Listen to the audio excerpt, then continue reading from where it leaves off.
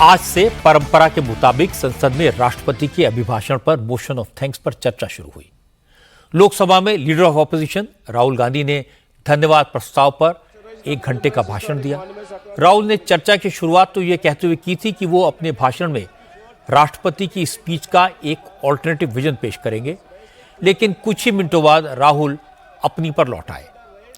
उन्होंने कहा विदेश मंत्री जयशंकर अमेरिका गए थे ताकि प्रधानमंत्री को ट्रंप के शपथ ग्रहण समारोह का न्योता दिला सके। उसी वक्त किरण रिजिजू ने खड़े होकर राहुल गांधी को टोका और उनकी इस बात को बेबुनियाद बताया। राहुल गांधी से अपना बयान वापस लेने को कहा। फिर राहुल गांधी ने चीन के बहाने सरकार पर हमला बोला, कहा कि चीन ने हमारी जमीन पर कब्जा कर रखा है।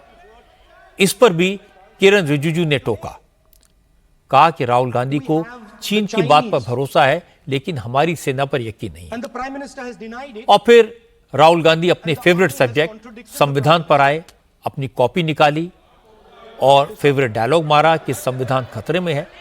राहुल गांधी ने महाराष्ट्र में कांग्रेस के अलायंस की बुरी हार के लिए चुनाव आयोग को जिम्मेदार ठहरा दिया। उन्होंने कहा लोकसभा और विधानसभा चुनाव के बीच राज्य में 76 लाख वोटर बढ़ गए।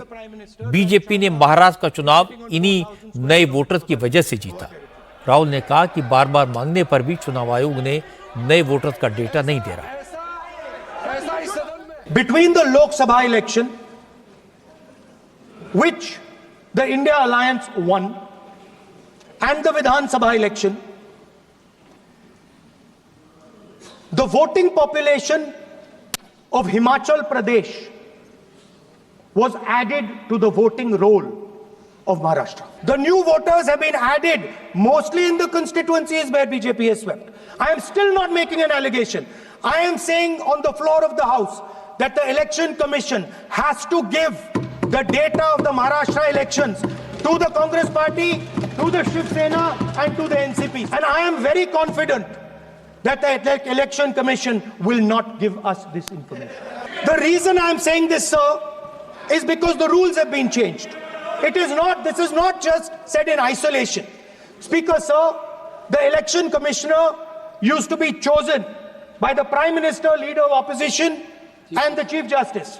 Sir, the Chief Justice was removed from that committee. Why? Why? This is a question to the Prime Minister. Why was the Chief Justice removed from the committee? Now, in a few days, I am going to go to the meeting. I am going to go to the meeting. There's going to be Mr. Amit Shah and Mr. Modi ji. And there's going to be me. 2 to 1. Why am I even going to the meeting? What is the purpose of me going to the meeting? I am only going to the meeting to certify what Modi ji and Amit Shah ji are going to say. Rahul Gandhi को जवाब दिया BJP के सांसद संबित पात्रा ने। संबित पात्रा ने कहा आज पूरे देश को यह पता चल गया कि राहुल गांधी चुनाव क्यों हारते हैं। पात्रा ने कहा कि राहुल जो वोटर लिस्ट चुनाव आयोग से मांग रहे हैं वो इलेक्शन कमीशन की वेबसाइट पर मौजूद है, लेकिन राहुल को यह पता ही नहीं होगा क्योंकि वो न तो पढ़ते लिखते हैं और न उन्हें जमीनी हकीकत का अंदाजा होता है। राहुल गांधी जी आज तो ये मालूम पड़ गया कि आखिर आप चुनाव क्यों हारते हैं। आप जमीन पे जाते नहीं हैं, आप चुनाव लड़ने के तरीके को समझते नहीं है। वोटर लिस्ट, आप इलेक्शन कमिश्नर है, वोटर लिस्ट है, सभी पार्टी को वोटर लिस्ट दी जाती है, उसका एड्रेस, उसका फोटो, सारी डिटेल वोटर लिस्ट की सभी पार्टीज को दी जाती है। आपके पार्टी को भी दी गई है। आप अपने बीएलए से, बूथ लेवल एजेंट से पूछिए, वो आपको बताएगा, मगर आप जानते ही नहीं होंगे कि बीएलए क्या होता है। आपको पता ही नहीं होगा बीएलए क्या होता है, पता लगाइए। राहुल गांधी जी, आपने कहा कि जो इलेक्शन कमीशन में इलेक्शन कमिश्नर होते हैं उनके सिलेक्शन के प्रोसेस में गड़बड़ी है, सीजेआई को निकाल दिया गया।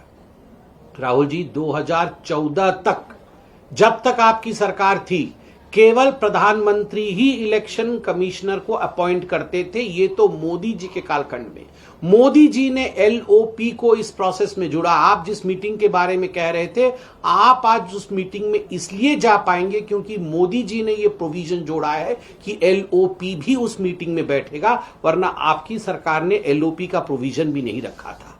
आपने कहा कि इलेक्शन से पहले, लोकसभा के इलेक्शन से पहले इलेक्शन कमिश्नर दोनों को हटा दिया गया। गलत बात।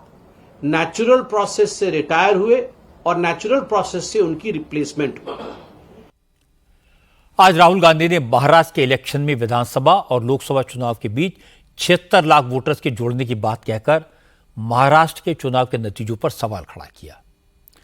कांग्रेस पार्टी ने इलेक्शन कमीशन को इस मामले में चुनाव के बाद एक लंबा चौड़ा लेटर लिखा था। इलेक्शन कमीशन ने 66 पन्नों का जवाब दिया था। इसमें वोटर्स को लेकर कांग्रेस का आरोप था कि 50 असेंबली कॉन्स्टिट्यूंसीज में 50,000 से ज्यादा वोट बढ़े। इसमें से 47 सीटें ऐसी थी जहां महाराष्ट्र में बीजेपी जीती। इलेक्शन कमीशन ने इसे सरासर झूठ, मिसलीडिंग और फैक्चुअली इनकरेक्ट करार दिया। चुनाव आयोग ने कहा सिर्फ 6 असेंबली कॉन्स्टिट्यूंसीज ऐसी हैं जहां 50,000 से ज्यादा वोटर ऐड हुए थे, न कि 50 में। 76 लाख वोटर्स के बारे में इलेक्शन कमीशन ने कहा था यह फिगर भी गलत है। महाराष्ट्र में 41 लाख नए वोटर जुड़े। इनमें से 26 लाख नए यंग वोटर्स थे, जिनमें 18-19 साल के 9 लाख वोटर शामिल हैं, जिन्होंने अपने वोट बनवाए। इलेक्शन कमीशन ने एनालाइज किया कि महाराष्ट्र में 1 लाख पोलिंग बूथ हैं। ऑन एन एवरेज 40 वोटर पर पोलिंग बूथ अगर बढ़ते हैं तो इसमें किसी को आश्चर्य नहीं होना चाहिए। इससे इलेक्शन पर कोई असर नहीं पड़ता। समय समय पर इलेक्शन कमीशन वोटर्स को जोड़ने के लिए अभियान चलाता है।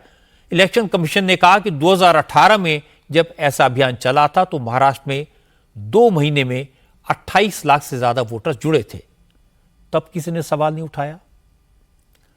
अचरज की बात यह है कि राहुल गांधी के पास इलेक्शन कमीशन का पूरा जवाब मौजूद है। उसके बावजूद आज उन्होंने वही सवाल उठाए जिनका पॉइंट वाइज जवाब इलेक्शन कमीशन द्वारा दिया जा चुका है।